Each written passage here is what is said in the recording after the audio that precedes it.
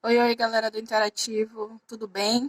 Bom, aqui é a Proluana e hoje eu vou estar dando início a esse vídeo para a turma do sétimo ano, tá?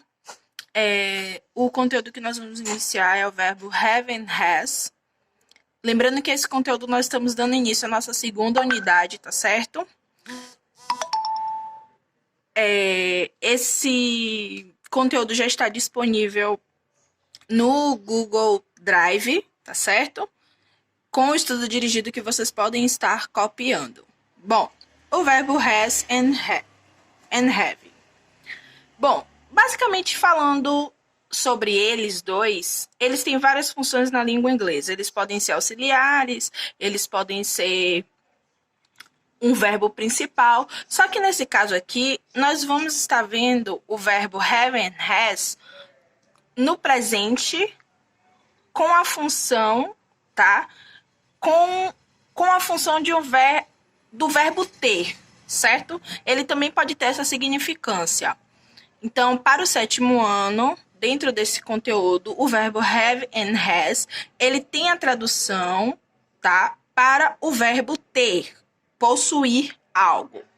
O have, ele vai ter a sua função e o has, ele vai ter a sua função, sendo que os dois têm o mesmo significado. Os dois têm a mesma tradução, que significa ter. Vamos lá. Aqui eu tenho uma sentença. She has two cousins. Ela tem dois primos, tá? Então aqui, observem que no caso, quando eu tenho she aqui, eu vou utilizar o has. The next example. They have two children. Eles têm duas crianças. Observem que aqui nesse caso eu utilizei have, tá certo? Então o que é que vocês podem identificar? Que quando nós falamos de terceira pessoa do singular, he, she and it, deixa eu apontar aqui direitinho para vocês verem. Quando nós temos he, she e it, utilizaremos has. E quando nós temos I, we, you and they, utilizaremos have. Bem simples. Então aqui a tradução dele fica: eu tenho, I have. We have, nós temos. You have, você tem. They have, eles ou elas têm. Nesse caso aqui, he has, ele tem. She has, ela tem.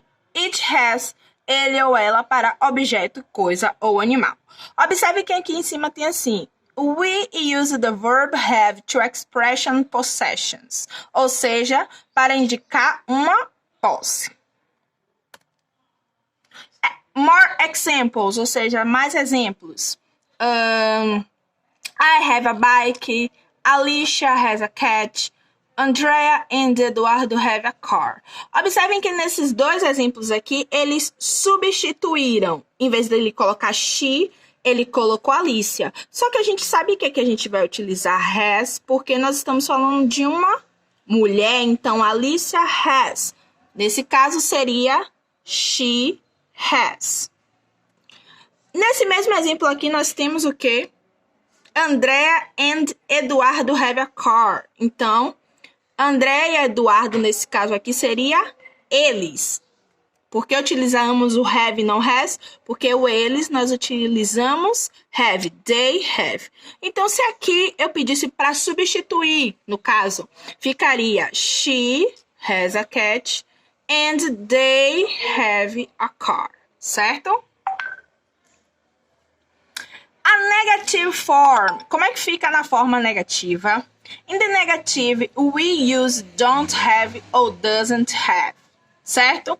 Então, na forma negativa, nós sempre utilizaremos o have, seja ele para primeira pessoa ou seja ele para terceira pessoa do singular. O que é que vai mudar na forma negativa? Só o don't e o doesn't, certo? Então, aqui nesse caso, I don't have. E aqui, she doesn't have. Nesse caso aqui, na forma negativa, não utilizaremos She doesn't has. Utilizaríamos she doesn't have, ok? Aqui, more examples. I don't have sisters. Então, se é forma negativa, tá dizendo o quê?